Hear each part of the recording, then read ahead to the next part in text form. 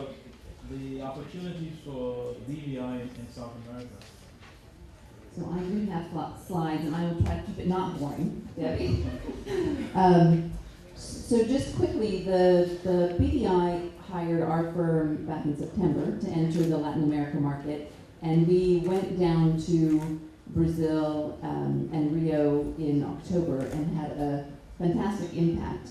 And I wanted to share with you a little bit about the market and kind of why we're down there.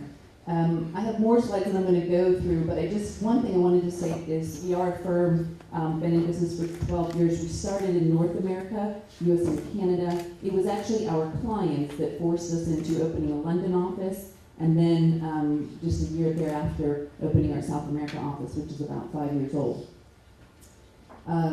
So about the Latin America market, interestingly, we've been hearing about the market. Over the last 10 years, they've really had solid economic growth. Not only have they outpaced the Europeans' growth, or Europe's growth, over the past 8 years, but now Brazil is also the 8th largest global economy. And that growth is only expected to continue. We hear about the BRIC markets constantly, but economic growth for 2014, they're estimating will increase 3%, and there's a lot of chatter in the marketplace about Brazil, Argentina, Mexico, but we want to tell you that Colombia, Peru, and Chile are some emerging markets to also kind of step up and take note.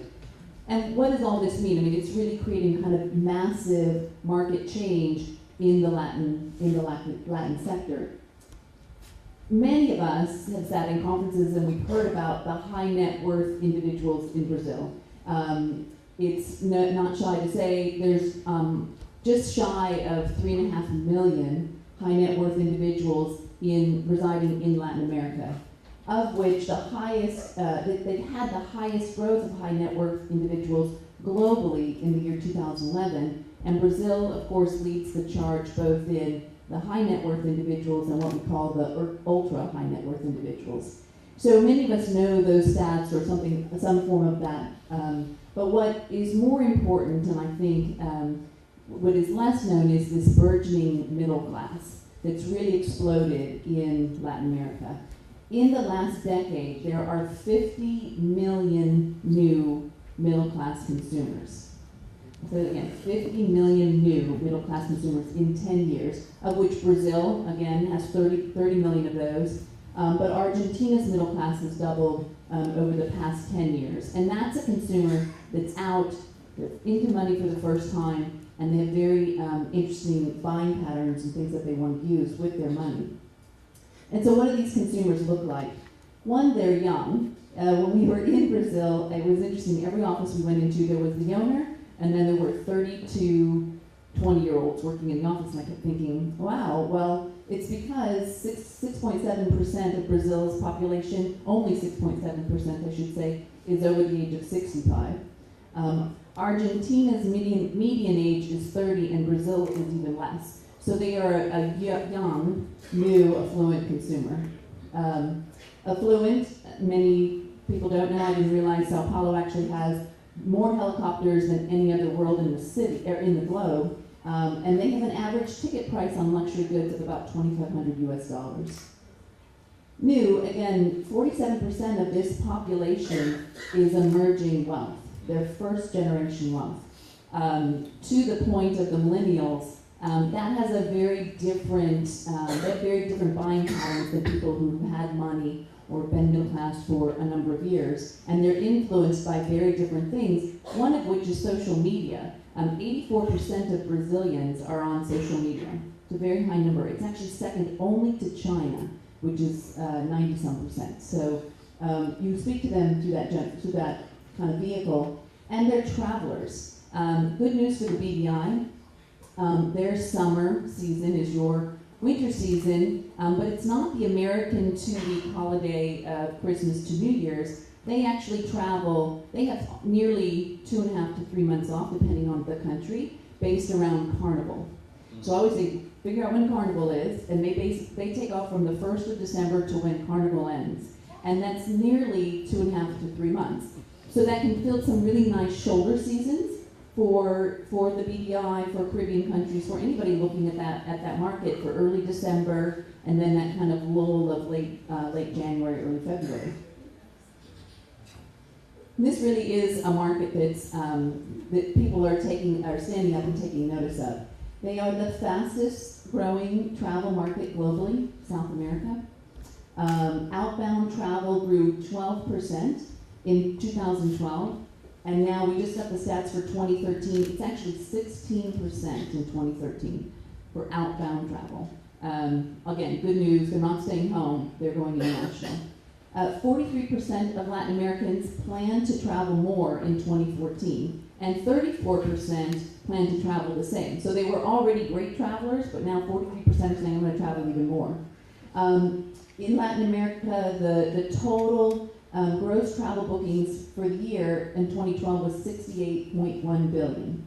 Add again 43% more who plan to travel, or 43% who plan to travel more, and that number is just going to increase exponentially. They're looking for, there was a 12% rise in 2013, and they're looking for even higher numbers in 2014. And Brazilians are ranked the 12th in world spending for international travel, and the Brazilian market, one to definitely take notice of, 52% of them plan to spend more in the coming year. And what kind of, we factored in kind of what's driving these trends, these travel trends. Interestingly enough, the cost of domestic travel is exorbitant. When I was in Sao Paulo, heading to Rio, we had to change somebody's flight. The flight, it's a 30-minute flight, to get from Sao Paulo to Rio, last minute was $800. And so what they're finding in South America is that specifically travel to sun and sand is almost unaffordable. And so that's why international travel specifically to sun and sand is very interesting to the British Virgin Islands market. Oh, sun and sand in Brazil. Yeah, sun and sand in Brazil is very expensive. So sun and sand outside of Brazil is an interesting trend. They're like any other travelers, they're looking for relaxation, quality time, romance. I know we're going to hear from Shri about the knot. Interestingly enough, destination weddings are not that popular. They have big weddings like India, just not for 4 days. So they're looking for honeymoon and romance versus a destination wedding. They look for safe destinations, which BVI is considered safe. They're on the hunt for new destinations. Again, they're new wealth. They're younger individuals. They're influenced by social media. And so to everything that Jamie said, anything new and unexplored is very sexy to them. And travel, also good news for everybody in the room who's in the travel business, travel is really seen as a status symbol. So they're new in their wealth, nice cars, good travel. Those are things that they'd like to talk about at dinner with friends. And just lastly, one thing that we found in this market after we've been there a couple of years is there's really kind of two consumers. And we've labeled them internally kind of the Be First travelers. This is a market that seems to me very much like the US was maybe 20 years ago. This is the trend set still in Brazil. And those are high net worth individuals, those are celebrities, seasoned travelers. They really help to establish a destination. So you almost have to have a voice that speaks to them. And then those individuals are followed by the Me Too travelers. And that's your middle class consumer. They're newer, they're very influenced by others, and they're interested in where their celebrities and the influential travelers are going. And just lastly, the trends kind of shaping the market, obviously luxury and indulgence, which we have lots of that here in BVI, multi-generational. Shopping still is of importance. Some markets are trying to say that shopping isn't important to Brazilians, but we're here to tell you it is. Every travel agent and tour operator that we visited asked us about shopping, and they asked us about dining and bar scenarios. Safety is important, and then experiential and authentic. Because it's a very young market, medical tourism, it hasn't caught on necessarily in Brazil. Also, hard adventure, and the ecotourism, which I know a lot of individuals in the BVI are looking at promoting that, but for this market, today it's not that as important.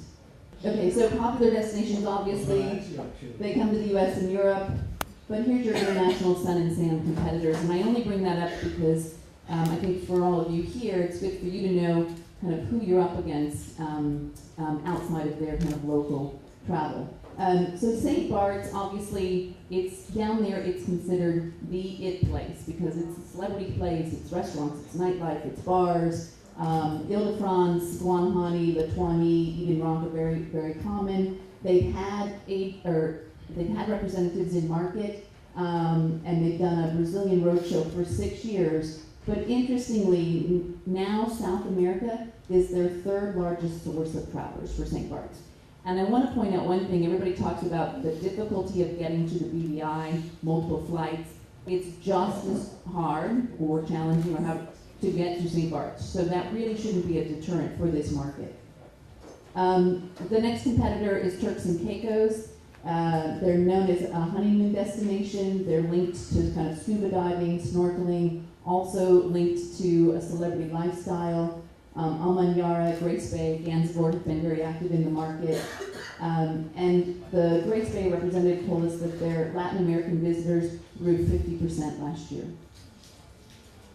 They've been in market about 8 years. So an important note, I know that Debbie and I were talking about this, you need time to massage this market, but the bookings will come. Mexico is an all-inclusive, beaches, family destinations. They're booked through a lot of tour operators, so they're in a lot of tour operator brochures. There's a strong promotion, Visit Mexico, as we all know. They had 8% growth year on year in 2013, and they said a large part of that is from South America. And lastly, the Cayman Islands. Interestingly, Cayman Islands said, we're not going to go after Brazil, we're going to go after Argentina. So they did promotions specific in Argentina, trainings